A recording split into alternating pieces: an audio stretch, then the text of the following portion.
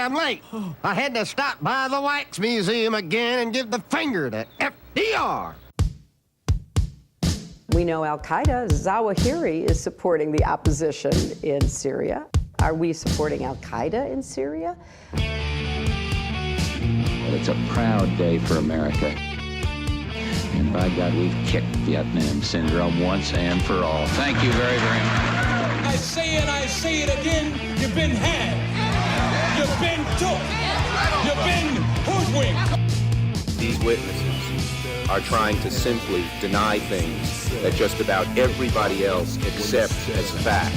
He came, he saw, he died. Well, we ain't killing their army, but we killing them. We be on CNN like, say our name, bitch, say it 3 times. The meeting of the largest armies in the history of the world. Then there's going to be an invasion. All right, you guys on the line. I got the great Grant Smith from the Institute for Research, Middle Eastern Policy, and regular writer, of course, for antiwar.com. Welcome back to the show. How you doing, Grant? Doing well. Thanks for having me back. Hey, very happy to have you here, and especially to tell the people all about the great event that you are hosting in Washington, D.C. at the National Press Club this Friday, the 22nd of March, 2019.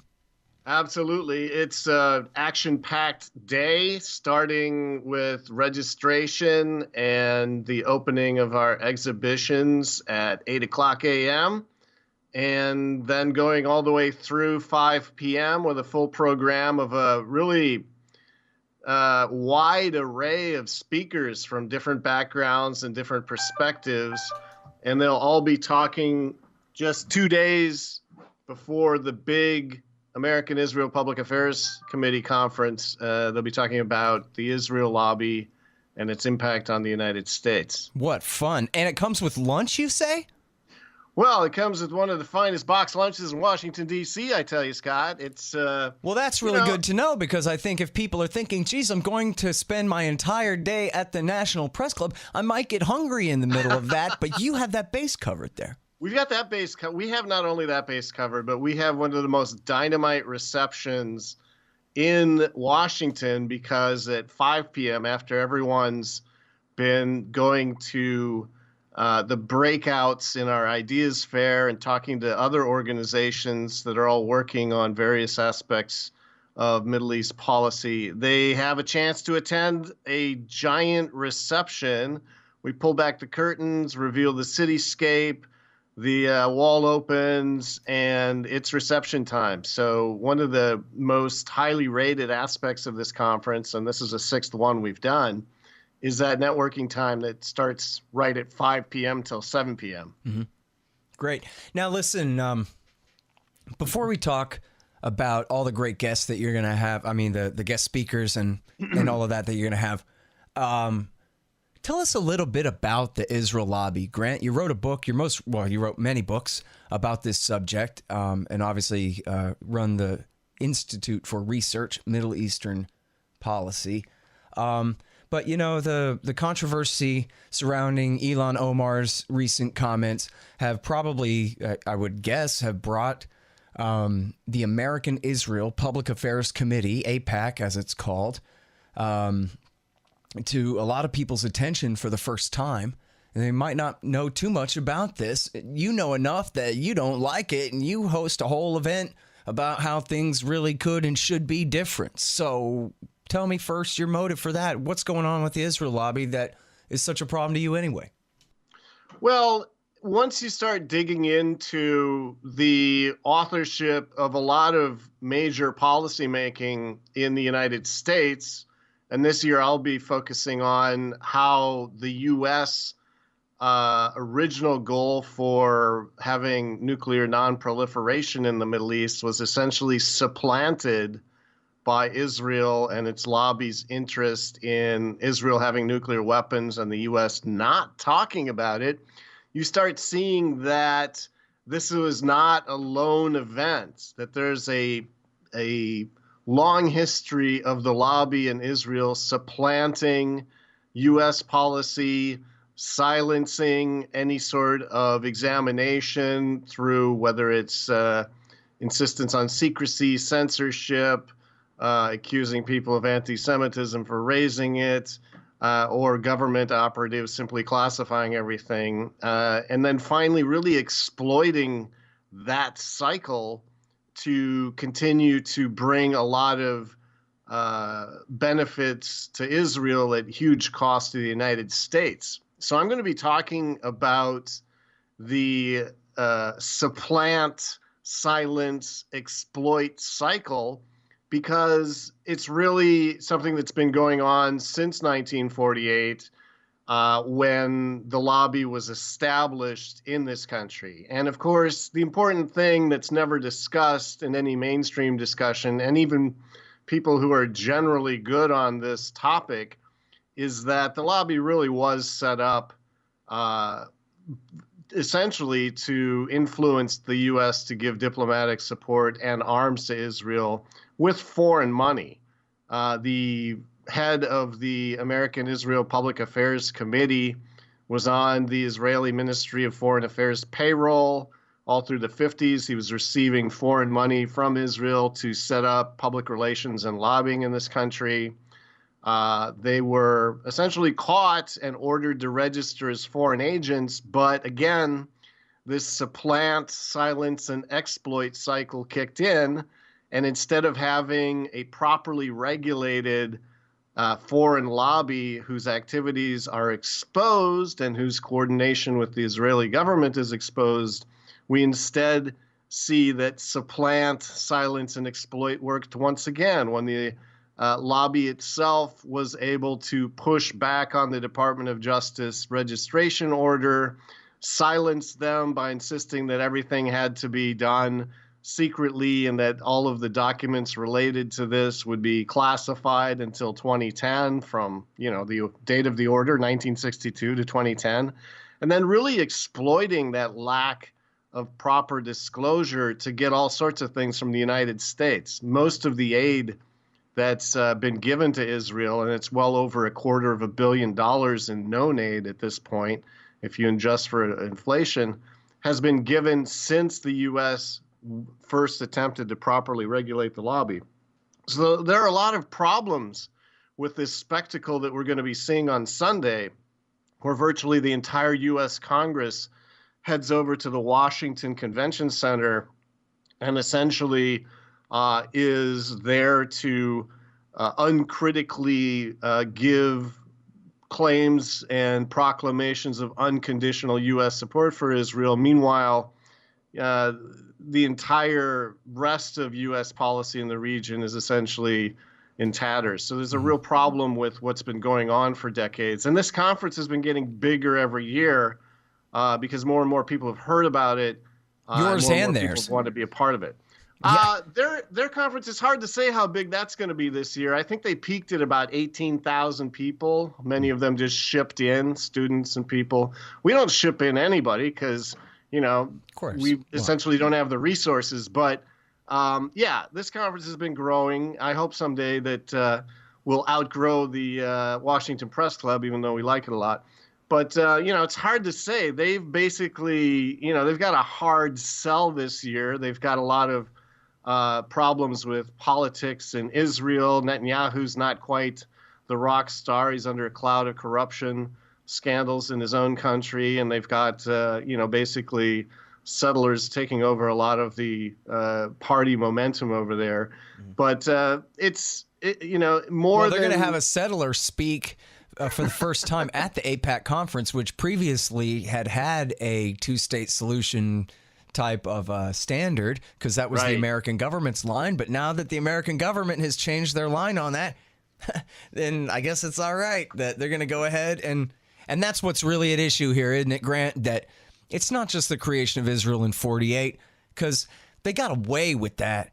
It's the fact that they annexed all of the rest of Palestine essentially in 1967 and all of the people with it, but never gave them any political or civil rights or liberties of any kind, and keep them under occupation this whole time.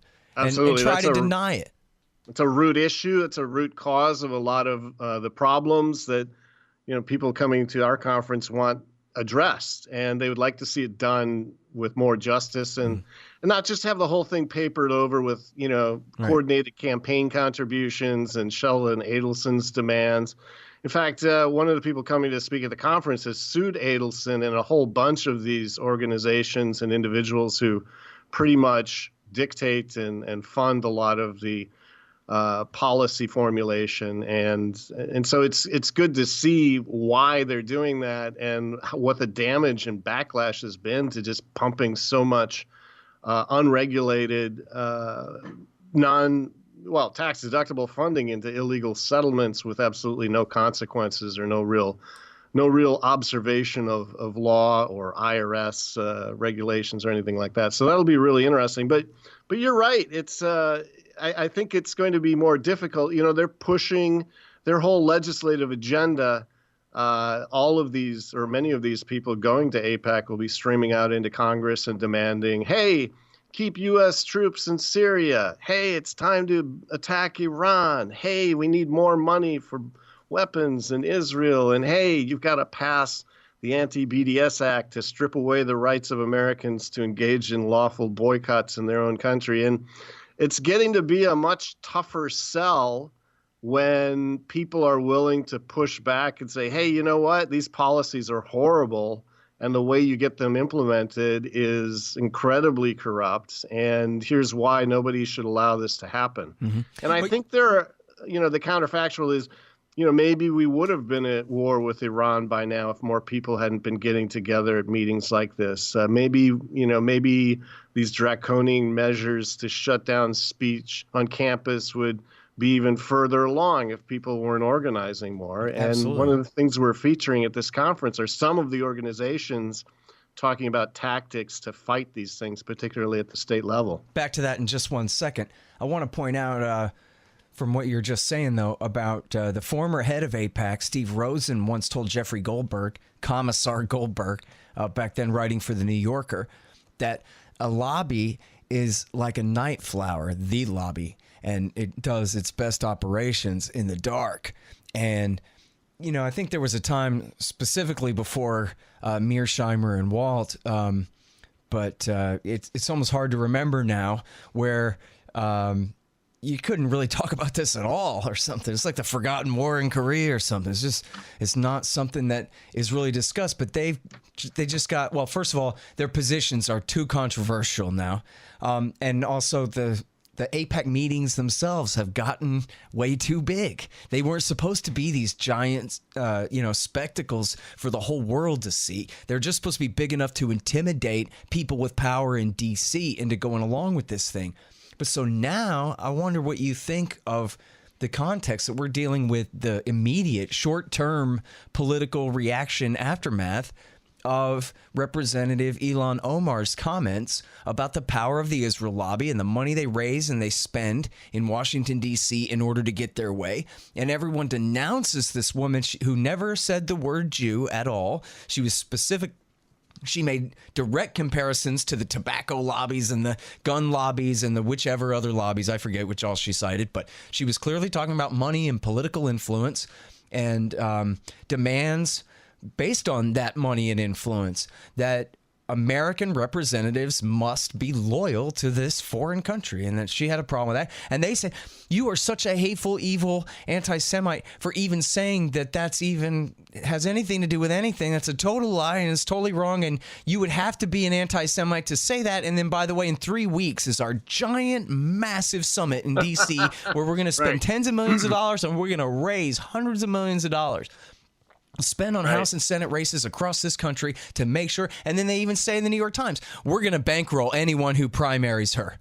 We're going to take her out by spending money to back her opponents. And they blatantly say it. So I guess they're anti-Semites too. But anyway. Well, I think what you're pointing out is that Omar has really revealed that not only is Steve Rosen right, they will die in sunlight if too many people find out what they're doing.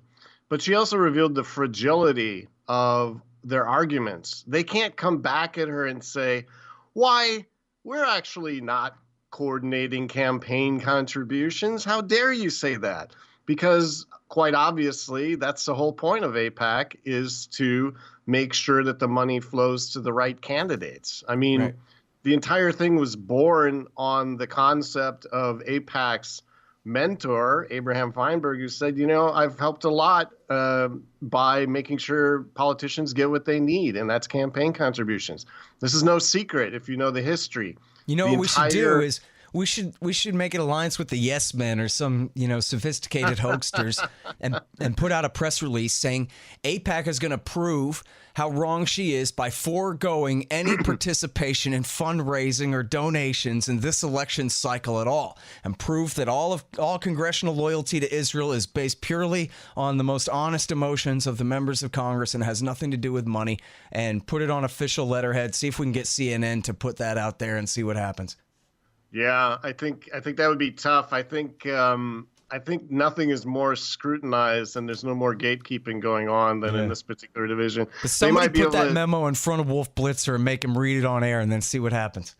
Yeah, well, since Wolf used to work on the newsletter for AIPAC, I kind of doubt he'd be fooled either. So. Oh, you don't say. Oh, that's nice right. try, Scott. Nice try. But just getting back to Omar, I think the fact that the lobby can't directly answer back to her. And one of the reasons they've been so quietly pushing these state anti-BDS laws is they do manage to get them passed very quietly. Most of the people in the states where they've been implemented, essentially making people sign what she referred to as loyalty pledges, they've all been passed in the dark of night. And when you do any sort of polling, hey, member of the Commonwealth of Virginia, do you think these anti-BDS laws are good? And most people say, no, they're not. And so, that's the reason it tries to operate in the dark.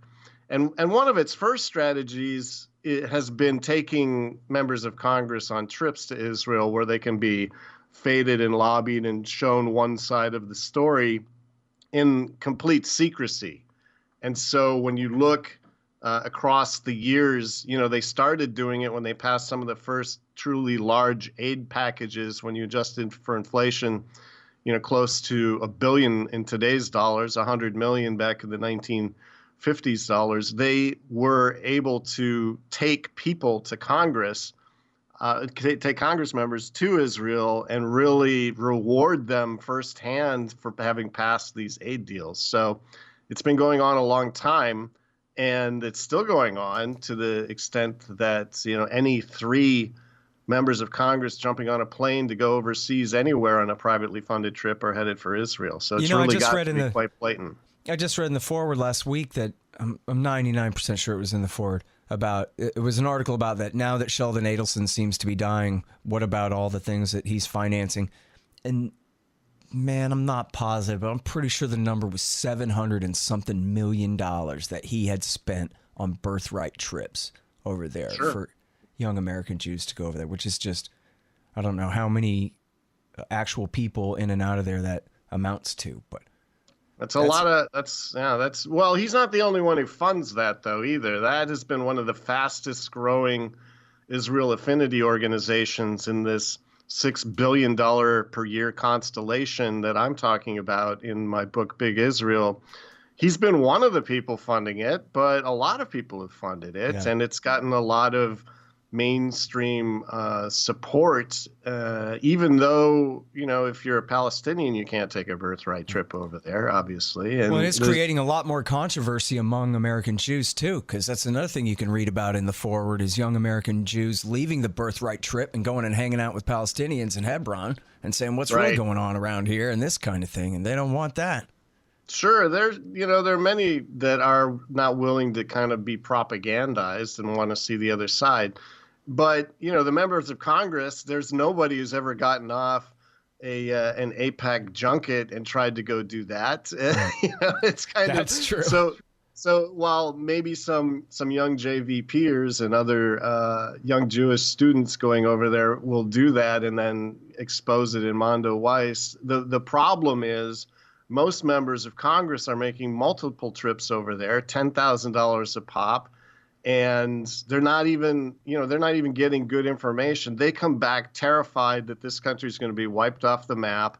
They don't get any information about the nuclear triad that's been put together with a lot of U.S. technology and misuse of U.S. technology in terms of atoms for peace reactors like SOREC and others. And they come back with this distorted view, and so they pass all this distorted legislation. And so Rashida Tlaib's modest proposal of not taking private funds, but actually congressional funds and taking official delegation over there has been, one of the most sensible things that's been said about TRIPS. And yet that represents a gigantic threat because it would blow away 5 decades of carefully crafted, basic myths that members of Congress have been taught. So it's one of those situations where they just can't stand any sort of sunlight or truth or balance because it would blow up their entire agenda. And that really says a lot in itself.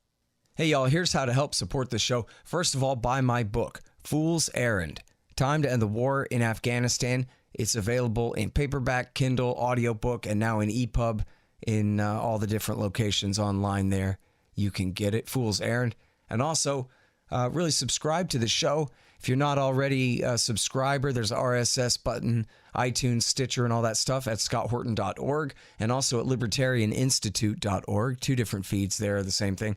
And also, I got a YouTube channel, youtube.com/Scott Horton Show. Subscribe there, and you'll get all the interviews. And check out my Patreon, patreon.com/Scott Horton Show. And you can find out all the details, really, at scotthorton.org/donate. Now, anybody donates $5 or more a month at Patreon or at PayPal will get keys to the Reddit room, r/Scott Horton Show. We got a great little Reddit group going on there if you want to join up. Anybody donates a one-off donation of $50 gets a signed book. And for $100, you can either get a QR code silver commodity disc, or you can get a lifetime subscription. For $100 to the Scott Horton Show, you get a lifetime subscription to Listen and Think audiobooks. And yes, we absolutely take PayPal and Bitcoin and all those things. So just go to scotthorton.org/donate. Also, the Amazon link is back at the top of the right-hand margin on the front of the page there. If you want to do all your Amazon shopping by way of my link, I'll get a kickback from their end of the sale. And hey, give me a good review on iTunes or Stitcher if you feel like it, or if you read the book on Amazon.com. And of course, share on social media, that kind of thing. And check me out at antiwar.com, scotthorton.org, kpfk.org, and libertarianinstitute.org. And especially in the context of the fact that these congressmen, almost all of them, know nothing about anything when it comes to foreign policy at all. In fact, I forgot if we spoke about this or not. I'm pretty sure it was a Max Blumenthal thing where he was asking them about the Yemen vote last fall. Just some members of the House walking, around the Capitol building outside and this kind of thing. And the responses he was mostly getting was like, I have no idea about that. I don't know anything about that. Look, man, I'm on the tax committee, dude. Yemen's someone else thing. So, the average guy reading the internet knows more about what's going on with these things than these members of Congress. So you take one of these, bimbos, essentially, put them on a plane over there and say, look at how thin the border is between the West Bank and the sea right here, and how vulnerable we are to the hordes of orcs out there that are surrounding us. And they don't know that, yeah, but you've had a peace deal with Egypt and Jordan since Scott was a toddler, and this is, Bashar al-Assad, you were ready to make a peace deal with him before George Bush ruined it. And so why should I believe any of this? You know what I mean? They don't know anything. They don't even know where Hezbollah's from. Do you remember this one where the reporter asked Sylvester Reyes, the head at that time, the Democratic chair of the House Intelligence Committee, after Jane Harmon's, treasonous removal thing going on there. And he was in charge, and they asked him, well, where's Hezbollah even from? And he had no idea that they even lived in southern Lebanon. To him, Hezbollah is a scary word that floats in the air. He didn't know anything about it at all. Chair of the committee. Trump's pretty much the same way. He wants them out, but he doesn't realize they're part of the government. It's the ignorance is appalling, but it's also deadly, because if all you have are lawmakers and elected officials bankrolled by the lobbies spouting propaganda points all day, then the country's just going to keep moving into these senseless wars, wasting countless resources, really foreclosing the future of the people in the region, and people here have to go fight those wars. It's just unconscionable that this can be, continuing, so many years after 9/11. So it's really something that there's a lot of momentum. I don't think they're going to be able to extricate Omar Tlaib and others who are beginning to become a little more vocal on this issue without probably just completely splitting the Democratic Party for sure. I love it. I think it's such a great fight that's about to break out. And you know what? Bill Maher, he said something that was half right about this, where he said, oh, yeah, and boo-hoo, you can't touch her because she's this intersectional thing where she's a refugee and she's black and she's a woman and she's not gay. But other than that, she, fits the perfect social justice warrior poster child type thing that they could never turn their back on her. She's not going to back down on this. And there are enough people in the Democratic Party on the left half of it who they choose her. And then, of course, the joke is that Bill Maher was saying that, oh, yeah, because of political correctness, you can't criticize her. But who's you? Fellow Jewish Zionists like him who want to demonize her for daring to say anything about the Israel lobby and pretend that she said something anti-Semitic. Because he's just as much of a little social justice crybaby as all of her supporters that he's accusing, and absolutely refuses to just argue the facts on the merits.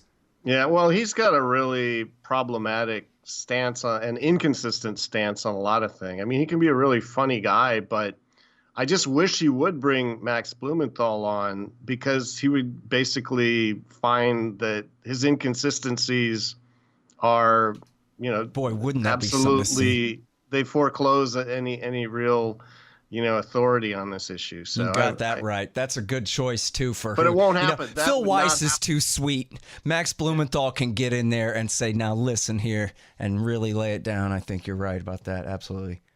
Well, I wonder if that could be made to happen. I don't know. It doesn't seem completely outside the realm of possibility, I don't know. Well, he's got to leave Venezuela first. I think he's been down there forever now. I'm trying to get him on the show, man. Hey, listen, tell me more about this conference. You got Ali Abu Nima is speaking there. Tell me about him. Well, he's the founder of the Electronic Intifada, and he's authored a bunch of books that are really interesting about the battle for justice in Palestine is one of them, and a bold proposal to end the Israeli-Palestinian impasse, about a one-state solution. So he's pretty much the most principled and unbending voice when it comes to advocating for the underdog. And he has also really set the standard for journalism in terms of bringing things and stories, and him and Asa Winstanley, I'm sure you've had him on the show as well. Yeah, he's great. With their incredible Electronic Intifada. So he'll be speaking about the Al Jazeera censored documentary, The Lobby USA, that he had a major role in after the Qataris were intimidated by the Israel lobby not to actually air the 4-part documentary about the U.S. shenanigans of AIPAC and other organizations. He actually put it out, somehow got a hold of it and circulated it, put it on YouTube and Daily Motion and other places. And now anyone who wants to watch it can watch it. So he's going to not talk about the release. He's going to talk about what this documentary actually reveals. And because he's so on top of things, I'm sure he'll speak about whatever he wants to speak about, as one of the key analysts of what's going on. Yeah. So, hey, listen, I got to interrupt you to say that it is so good, that documentary. And along with that, it's so important that Ali Abu Nima put that up on electronicintifada.net and also on YouTube, The Lobby USA. And I like to say about it that if it was an undercover infiltration, secret, video and microphone journalistic endeavor against any institution in the world or in America, it would be, Pulitzer Prize winning stuff. If this was about tobacco, or if it was about, whatever issue, I don't care, nuclear power, or I don't care. Anybody who does what this journalist did and infiltrating these groups and getting hired by these groups and spending this amount of time secretly videoing and tape recording, or, the equivalent audio recording the leaders of these Israel lobby groups in some of the most heinous activities that they are committing against students at college, and of course in influence in Congress and so many other things. I mean, this is just absolutely spectacular reporting. It really is, it's just incredible to see. I think one of the things that's so illuminating about it is unstated, which is the fact that a young, highly educated kid from the UK who comes over to the US and says that he wants to work with them is instantly embraced and put into touch with the highest echelons of leadership, which reveals their desperation, really, that they're so, I would say, alienating to the truly principled younger Jewish generation, that when they do have this kid come in, they basically, faded him, showed him around, gave him insights into all of their problems that he wouldn't have gotten otherwise, and thereby revealing their weakness. And their weakness isn't the fact that Al Jazeera made an undercover video. It's just that all the truly, conscientious people that they're trying to get into the bandwagon don't want to be on the bandwagon anymore. Right. And that's just because it doesn't hold up, as you and I've talked about over and over again. Once you show somebody a map and you explain that, look, Palestine ain't the state next door. That's why they're always talking about a possible two-state solution someday, is because this is occupied, conquered territory for the last 50 years. That's the context. The Palestinians aren't occupying the Israelis. The Israelis are occupying the Palestinians. They have no political rights, no civil rights, no protection of law whatsoever. The so-called Palestinian Authority that kind of clouds the issue and makes it sound like they have their own government. Why do you think it's called an authority and not a government?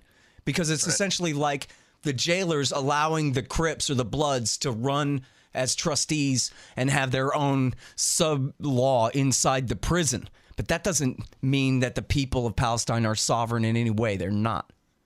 By definition, anyone who's referred to as having territories or is referred to as under an authority is a colonized people. I mean, we know that from U.S. history, the Philippines, Pacific Islands, our own Puerto Rico. So yeah, it's pretty simple. And I think, and I don't know if you exactly agree with this or what, if we talked about that part, but I really believe that this is why we don't ever see maps on TV and this thing really explained about who's who and for how long and what have you, because the American people would side with the Palestinians. Absolutely. But there's one thing that I believe one of our other speakers, Walter Hickson, is going to cover, and he's written the latest sort of blockbuster book about the lobby, Israel's Armor, the role of the Israel lobby in the history of the Palestine conflict, which isn't even out yet, from Cambridge University Press. He does make connections in his galleys to the U.S. History, of course, of being colonized and the frontier and the settler mentality. And he argues that that is ingrained in U.S. Culture, thinking, history. And so that also helps boost the affinity that some Americans, anyway, feel with the Israeli side of the story. So yeah, I absolutely agree with that. At the same time, though, I think most of American culture regrets the colonization of what happened to the Indians and that so many of them died, whether of disease or outright, death squads hunting and murdering them. A terrible history of how the West was lost by the Indians. And most Americans now, I think, wish that their great-grandparents had done a better job of figuring out how to, I mean, it was inevitable. The Europeans were coming and there was no stopping them, but it didn't have to play out as horribly as it did. And that's the consensus, right? That, we wish it had been done a different and a better way. So how does that translate to support for the Israelis mimicking our worst kind of version of the way Manifest Destiny was carried out, you know? Right. Supposedly we're more enlightened about Jim Crow, more enlightened about that era. Right, and exactly. Yeah, don't another want to go perfect back comparison. to that.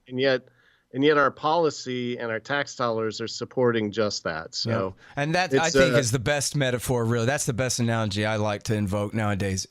This is essentially the West Bank is like the Mississippi in 1955 when it's still Plessy versus Ferguson, and you can't do a damn thing about it.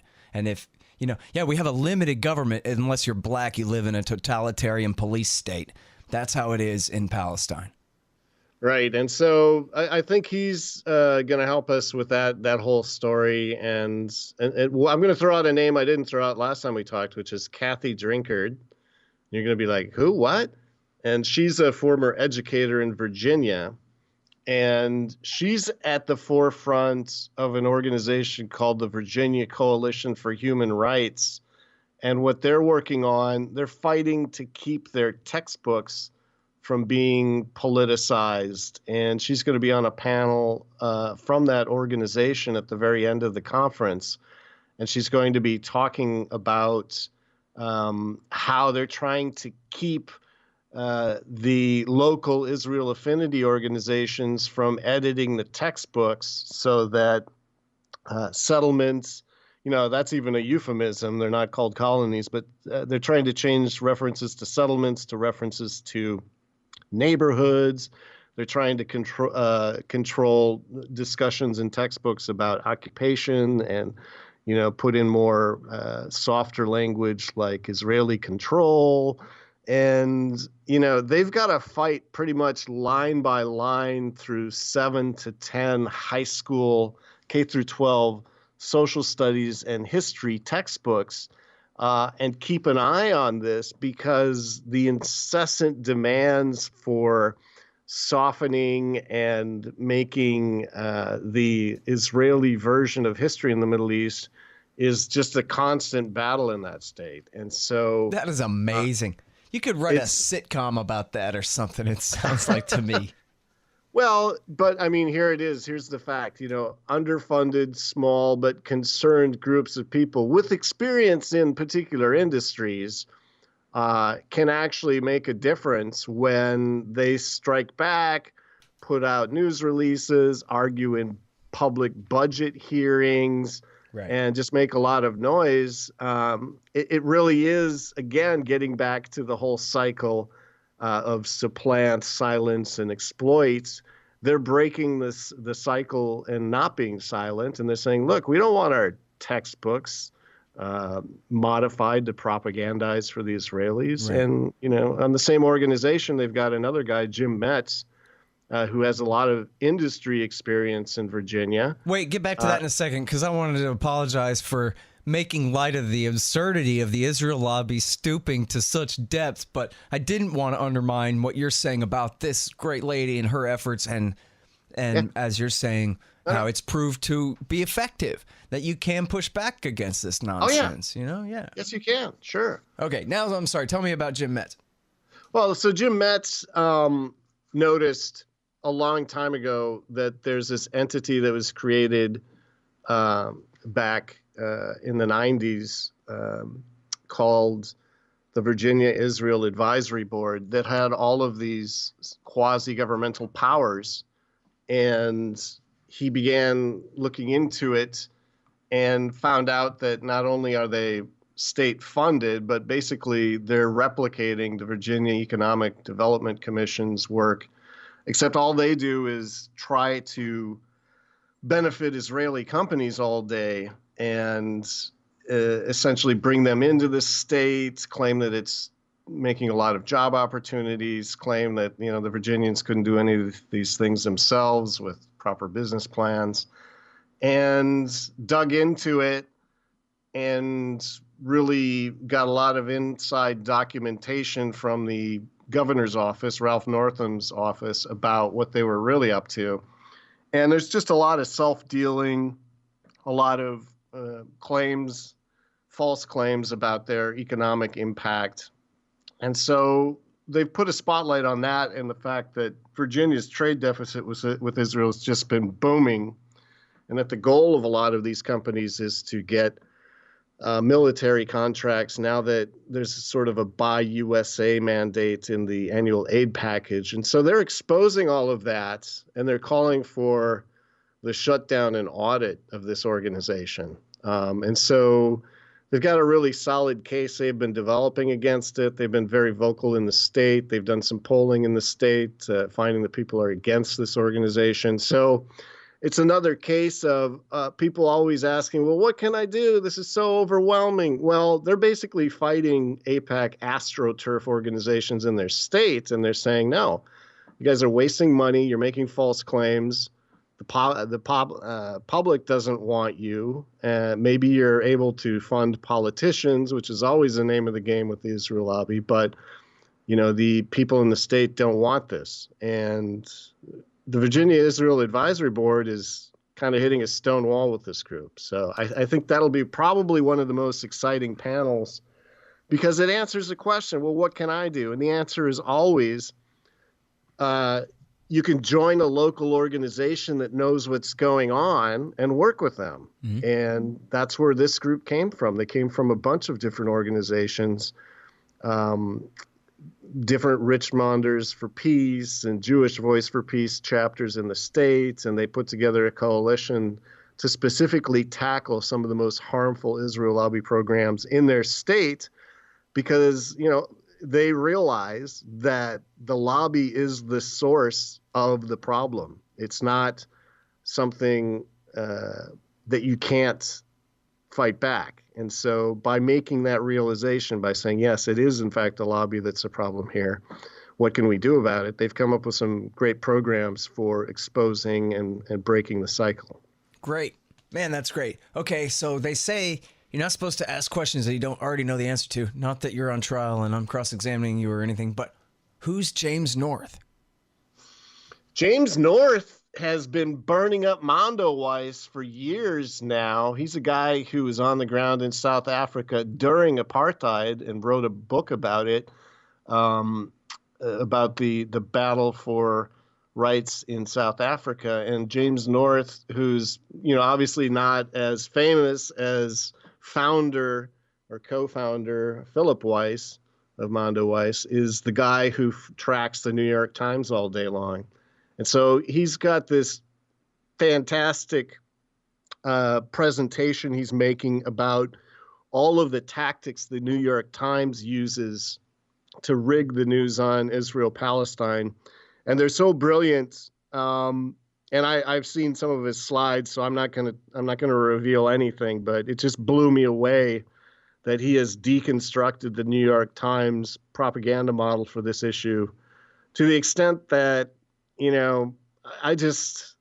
I feel sorry for the Times. I mean, it's a great newspaper in some respects, but he is cold, absolutely cold on what they've been doing for decades in their so-called news reporting on this issue. So he's going to be talking about, specifically, his presentation is how the New York Times rigs the news on Israel-Palestine. Cool. Man, I can't wait to, find out what he said later. I don't think there's not a lot of video of the guy, not a lot of audio. So I think it's important to see the man himself and see this, his distillation of years of great work. Tell me more about more people speaking at this thing.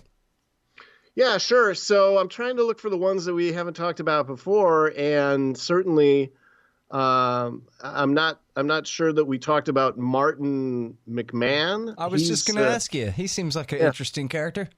Well, he's a very interesting character. He's with this firm called McMahon and Associates, and he filed 2 lawsuits back in 2015. One of them was suing the Treasury Department, the IRS, and a whole bunch of nonprofit organizations, and basically saying, look, here's the New York Times, which says that you've funneled $50 billion into illegal settlements, and none of that has any tax-exempt social welfare benefit. So I'm suing all of you.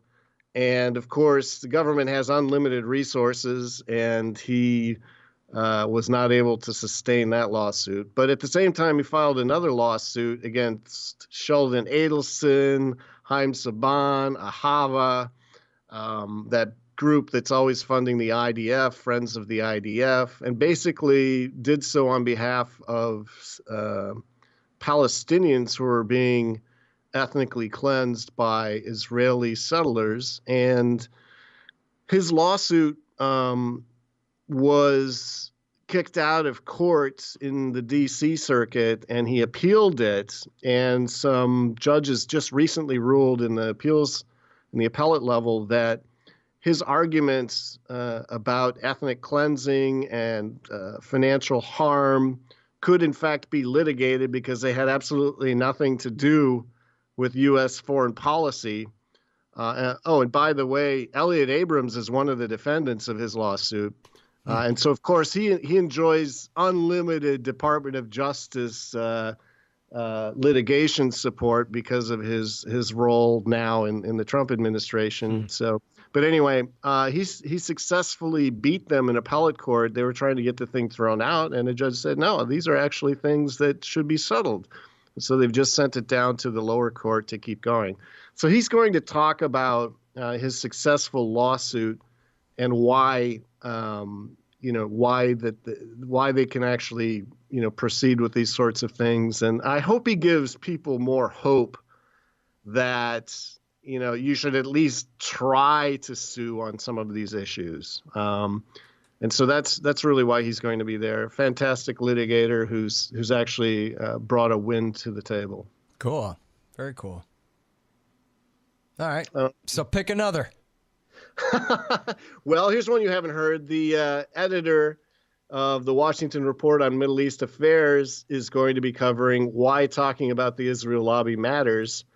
And she's got a very, obviously the Washington Report on Middle East Affairs, it's a 30-year-old magazine founded by former diplomats, had a big impact on finally reporting and exposing stealth Israel PACs and their ties to AIPAC back in the 80s and 90s, really showing that AIPAC was coordinating these groups with anodyne names to contribute and break some limits on contributions to the people that they wanted to win elections because they thought they'd be good for Israel. So the Washington Report's been reporting on the region, from the region, all sorts of news for decades. And she's going to be kicking off the conference talking about why the Israel lobby matters, contextualizing some of the new so-called controversies that you've been talking about with Rashida Tlaib and Ilhan Omar and Ocasio-Cortez, as well as why these sorts of issues always seem to wind up as issues about approaches to topics and how to talk about things as opposed to actually talking about them. So she's got a really interesting presentation. I've seen it, so I'm not going to say anything more because it's going to be fantastic live the day of. And so we've talked about Walter Hickson. We've talked about Ali Abu Nima. Right in the middle of the morning, instead of just drinking coffee, there's going to be this thing called the Ideas Fair. And I think people who come to the conference are going to be amazed because it's basically a whole bunch of organizations that have been working on these things for decades, have little tables set up with all sorts of materials, and they're going to be talking to people at the conference about what their initiatives are and why they're productive. So you've got Eyewitness Palestine, Americans for Middle East Understanding, Consortium News is going to be there as a media organization doing good work. Mondo Weiss has a booth there. The Museum of Palestinian People has an entire room with portions of their museum set up. The Virginia Coalition for Human Rights has a bunch of their people who are going to be presenting. And so it's this, rather than just, sort of mill around or buy some books this year, it's actually going to be all about interfacing with some organizations, finding out how they were created, how they work.